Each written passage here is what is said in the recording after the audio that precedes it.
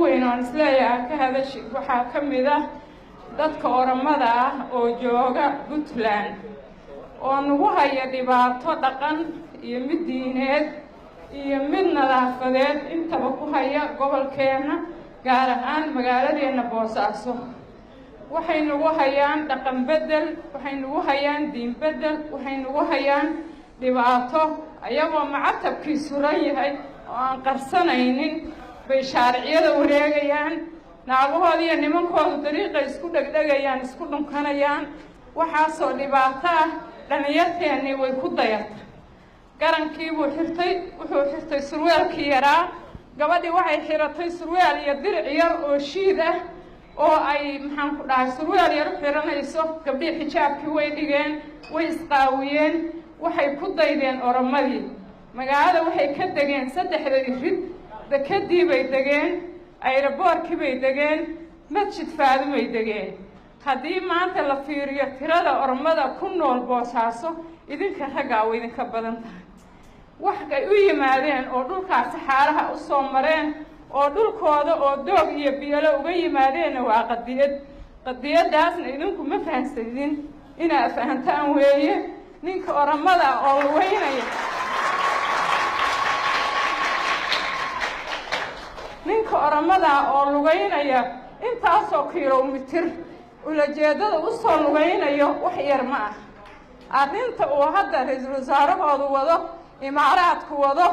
Soomaaliya in la bedelo dhaqanka la bedelo diinta la bedelo waxa weeye dhulkooda la qabsado Itoobiya ma haysato waa 100 milyan dekad ma leh inaguna 10 milyan dhamayn baan 10 dekadood leen waxay u socdaan waa dekadaheena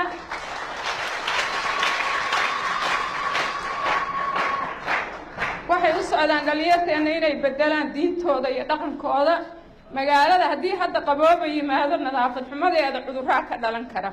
dariiq walbay waxay dhigayaan wixii xumaa dariiq walbay waxay dhigayaan qashinkii haddaad la hadashido hadda annagu dumar baan aan maagno waxayna dhahaan annagaa iskale dhulka mustaqbalka annagaa iskale haddaan u dhaaranoo loo gacan qaado ama uliya loo qaato way dagaalamayaan ma baqayo 10 wiil oo Soomaaliya haddaan ku dhex jiro cirdigayga ma difaacayaan waa ila saadayaa gacanta arrintaas waa inaad ka tashataan gabigayga dhan waan ruxanayaa waxaan la ruxanayaa waa ciid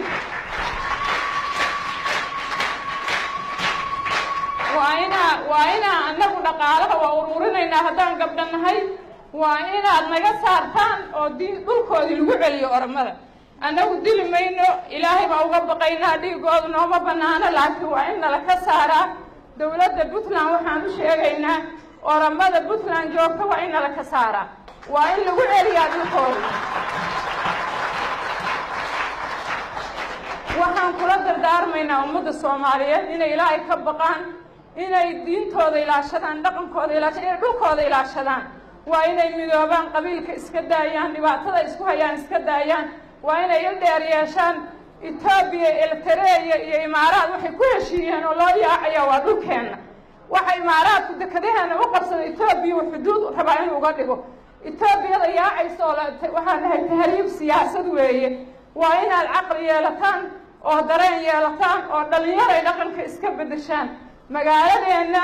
iyo diinteena baa in ilaashado magaalada Oromo laga saaro waa in dowladda hoose oo Boosaaso waa inay arrinta nadaafadda wax ka qabato naga saarto Itoobiya haddii qabooba yimaado wax kasta dhici kara cudurro haddeer intaan la gaarin waa inaynu wax ka qabanaa arrinta u istaagnaa naga gaarsiiyay idinkaa raga waa inay Puntland wax ka qabato arrinta assalaamu calaykum waraxmatullaahi